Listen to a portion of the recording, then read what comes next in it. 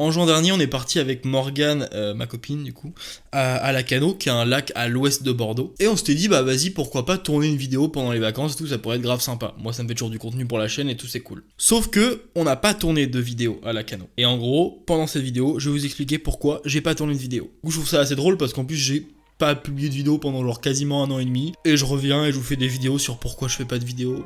Mais du coup, j'ai pas fait de vidéo, mais du coup, je vous fais une vidéo sur le fait que j'ai pas fait de vidéo. Donc théoriquement, je fais une vidéo.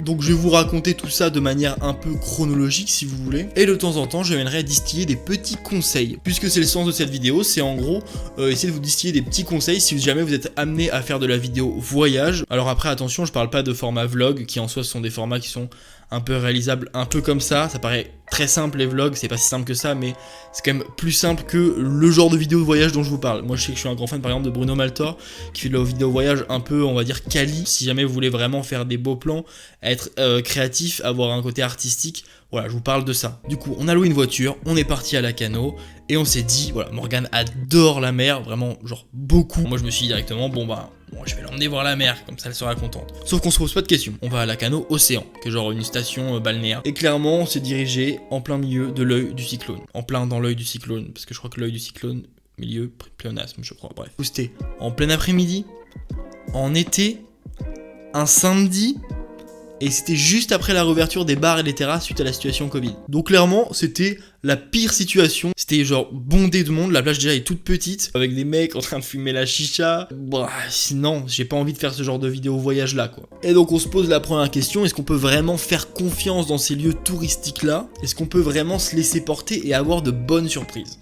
Alors oui, je pense que c'est possible, mais je pense que c'est quand même plus difficile. Là, on est quand même dans un lieu qui est construit autour du tourisme. Le tourisme, c'est quand même un business. Ça va manquer d'authenticité un petit peu. On est vraiment dans un lieu qui est aussi construit pour plaire et qui est construit pour paraître. Et du coup, là, ça va aller à l'encontre de la vidéo qu'on veut faire, parce que nous, on cherche à faire une vidéo un peu qualitative, voilà, avec des beaux plans, des choses comme ça. Essayer de faire découvrir un peu des endroits. Et donc là, bah, pas évident. Mon premier conseil, comme je l'ai dit, je pense que c'est possible de faire confiance dans ces lieux touristiques, mais premier conseil, essayez de s'informer et de prévoir à l'avance, ça peut être une bonne idée dans ce genre d'endroit. Alors juste un petit truc, oui, là je sais que je vous donne des conseils alors que je suis clairement pas un pro de la vidéo de voyage ni quoi que ce soit, surtout quelque chose que j'apprécie énormément. Je réfléchis à toute une playlist de vidéos un peu dans le thème du point de vue d'un débutant, entre guillemets. Je suis pas un débutant mais je suis quand même dans la catégorie des débutants, je pense quand même. Bref, j'en reviendrai à la fin parce que là, faut préserver le watch time les gars. Deuxième conseil, et ça c'est un conseil comme je vous ai parlé de Bruno Maltor tout à l'heure, que Bruno Maltor distille tout le temps, c'est y aller soit très tôt le matin, soit très tard le soir. Alors très tôt le matin, il y a deux raisons, très tard le soir, il y a une seule raison. La raison commune entre très tôt le soir et très tôt le matin et très tard le soir, c'est la fameuse golden hour, donc la lumière tout simplement. C'est pas pour rien que vous adorez tous les couchers de soleil. Pareil, le lever de soleil c'est aussi magnifique, voilà, c'est là où vous avez les plus belles lumières, les lumières un peu dorées, c'est là où ça va tout faire ressortir. Allez-y pour ça, mais pour les endroits touristiques, ce qui est aussi très intéressant dans le fait d'y aller très tôt le matin, c'est beaucoup moins vrai pour très tard le soir, c'est que il y aura personne. Et ça pour votre vidéo, ça va être ultra intéressant. Bref, je continue l'histoire. Le lendemain, du coup, on se rend au lac de Lacanau. Voilà, donc la veille c'était la journée mer. Aujourd'hui, c'est la journée lac. Et on fait exactement la même erreur que la veille.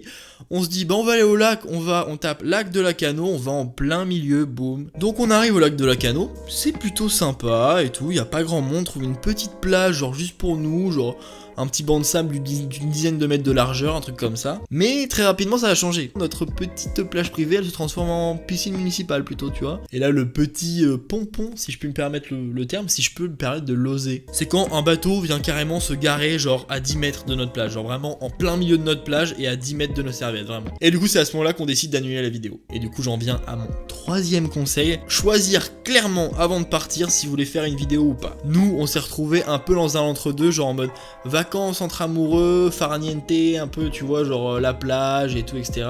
Et faire une vidéo, et moi j'ai une petite passion de la vidéo et j'aime bien quand la vidéo elle est bien faite, genre avec des beaux plans. Et voilà, j'avais pas envie juste de vlogger en fait. On se rend pas compte, mais faire une vidéo de voyage, par exemple comme la Bruno Maltor, vraiment je le cite beaucoup, mais je l'aime beaucoup. Genre c'est compliqué, on se rend pas compte, mais c'est compliqué, il y a vraiment du temps et de l'investissement. Et en gros on s'est retrouvé à vouloir faire la vidéo et profiter en mode chill des vacances, et au final on finissait par gâcher les deux. Du coup pour le bien-être et la stabilité de mon couple, j'ai décidé d'annuler. Non mais après ça se passait bien, on commençait un peu à se prendre la tête à cause de ça, mais ça restait assez tranquille, c'est surtout moi qui commençais à être vraiment très saoulé, parce que j'étais en mode, je voyais que là vraiment la vidéo ça allait rendre pas fou, clairement quoi. J'ai préféré privilégier les vacances tranquilles, couple, et donc à partir de là, on a arrêté de tourner la vidéo. Le soir même, on va à un restaurant super sympa, au bord du lac.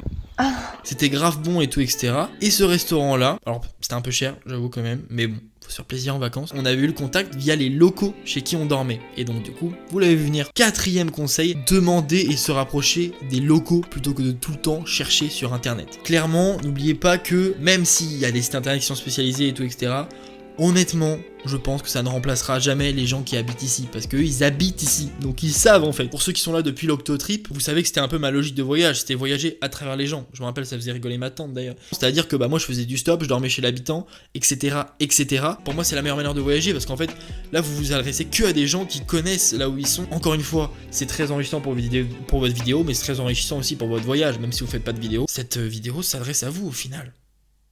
Et le lendemain, on suit le conseil précédent.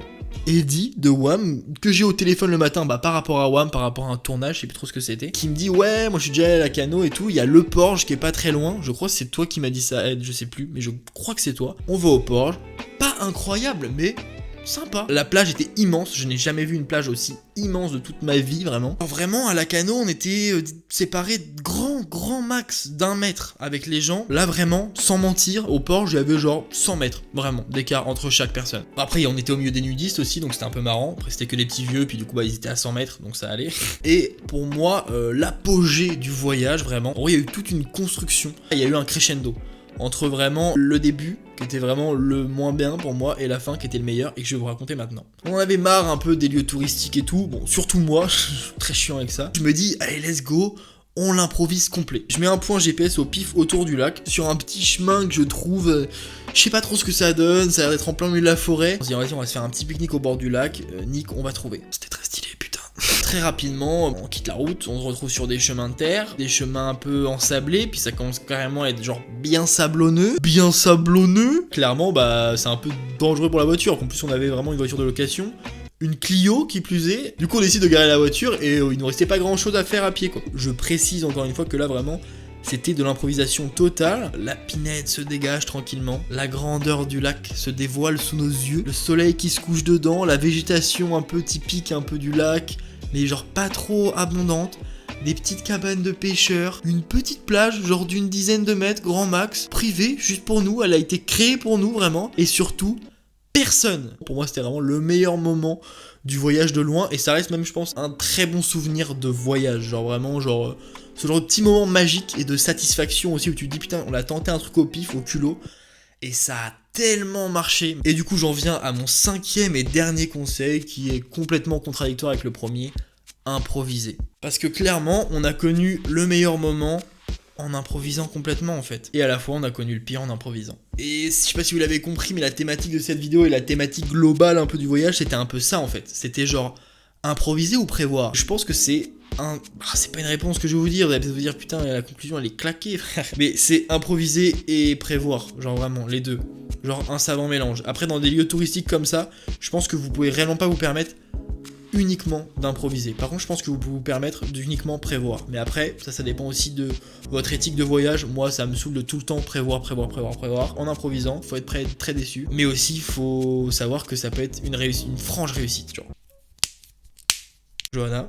Je pense essayer quand même de prévoir dans des lieux touristiques là parce que c'est sûr que vous allez tomber plus facilement sur des désillusions. Après, voilà, il y avait un exemple que je n'ai pas cité tout à l'heure parce que je voulais citer justement dans cette conclusion. Juste après le passage à la Cano Océan, on est monté dans un bar complètement au pif en plein milieu de la Cano Océan. Bar panoramique avec la vue sur le coucher de soleil dans la mer. Morgan a sûrement goûté un des meilleurs cocktails de sa vie. On a trouvé un endroit quand même qui était ultra sympa. Dans l'œil du cyclone, encore une fois en improvisant. À chaque fois que tu prévois et que tu t'organises un peu, ce sera pas forcément toujours genre waouh incroyable, mais ce sera toujours genre quand même stylé et intéressant je pense pour ta vidéo. Si tu essayes de bien prévoir et notamment comme je t'ai dit en te rapprochant des locaux etc, normalement ça va couler. Donc mon conseil, c'est vraiment de carry ton voyage, genre en essayant de prévoir des spots, prévoir des restos, prévoir des points de vue, prévoir des balades, je sais pas, tu vois. Et derrière, tu te laisses des moments d'impro total, tu vois, où c'est limite plus chill, ça permet peut-être un peu de relâcher. Tu prends le risque d'être déçu, c'est pas grave. T'as des endroits prévus qui carry ta vidéo. Et puis, bah, de toute façon, tu t'es préparé à être déçu. Grâce à moi, grâce à ma vidéo. Abonne-toi. Bref, c'était la première vidéo que je tentais un peu dans ce format. Alors je sais que c'est un peu niche et qu'il y a pas mal de gens qui me suivent, qui font pas spécialement de vidéos. En gros, cette première vidéo, je pense que c'est la playlist d'une vidéo un peu qui s'oriente autour de ma passion, autour de la vidéo et de la photo. Après, la playlist sur ma passion de la vidéo globalement, que moi j'appelle NVD, mais ça ne veut rien dire, c'est juste parce que genre je suis bizarre. Ça sera énormément de pratique. Je pense que, enfin là actuellement, dans toutes les idées que j'ai, c'est la seule idée qui est théorique, voilà, de conseils voyage. Moi j'ai des idées très très sympa, franchement. Je pense que même si celle-ci était peut-être assez précise pour les gens qui font de la vidéo, d'autres idées vous intéresseront quand même et j'espère vous feront kiffer les pupilles. Donc voilà, ça m'a fait bien kiffer en tout cas de vous faire ce petit format. Et puis bah écoutez, on se retrouve dans une prochaine vidéo, donc du coup dans 2 semaines. Rendez-vous sur Accélère et bah du coup c'était Accélère.